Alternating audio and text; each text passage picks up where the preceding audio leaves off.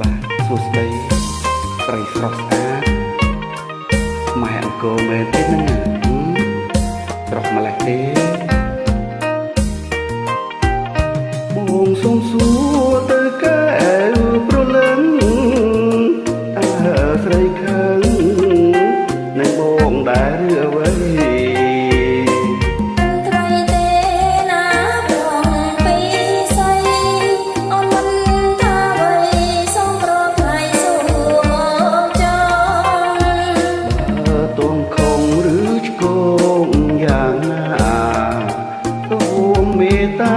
កុំបីប្រកាន់ទងមានកាយសុំមកចោឲ្យតែប្រងកុំតាមប្របីនៃប្រអូននៅស្រែ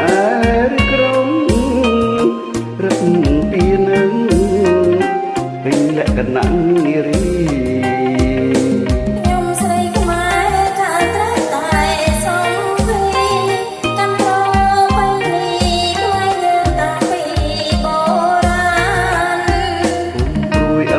បងក៏ខ្មែរណាកលយាន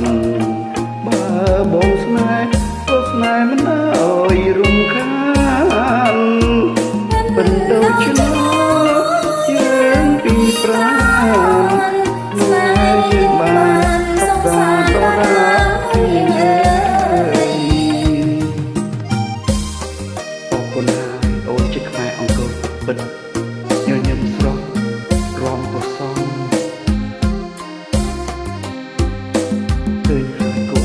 ចិត្តណាស់អរគុណលក្ខណៈនារីខ្មែរគ្រប់គ្រាន់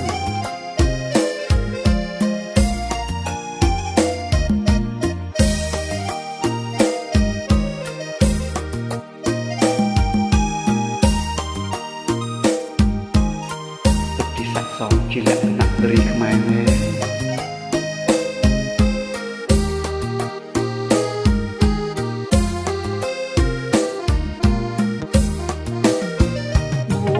សុំសួរទៅកែវប្រលឹង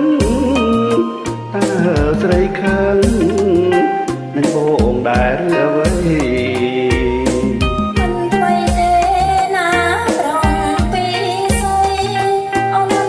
ថាអ្វីសូមប្រថ្លៃសួរមកចង់បើតងខំឬឆ្កងយ៉ាងណាសូមមេត្តាកុំបីប្រកាន់ទងមានកាយសុំមកចោឲ្យតែប្រងគោរមតាមប្របីនៃស្រអូននៅស្រែឬក្រុងរឹកពីនឹងពេញលក្ខណៈនារី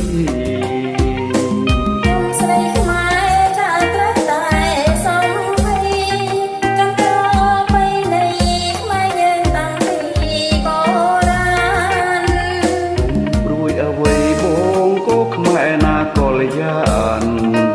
បើបងស្នេហ៍ក៏ស្នេហ៍មិនអើយរំខានមិនដូចនោះយើងពីប្រាណស្នេហ៍យើងបានសុខសាន្តដល់រៀងអើយអរគុណសុភាពនារីខ្មែរ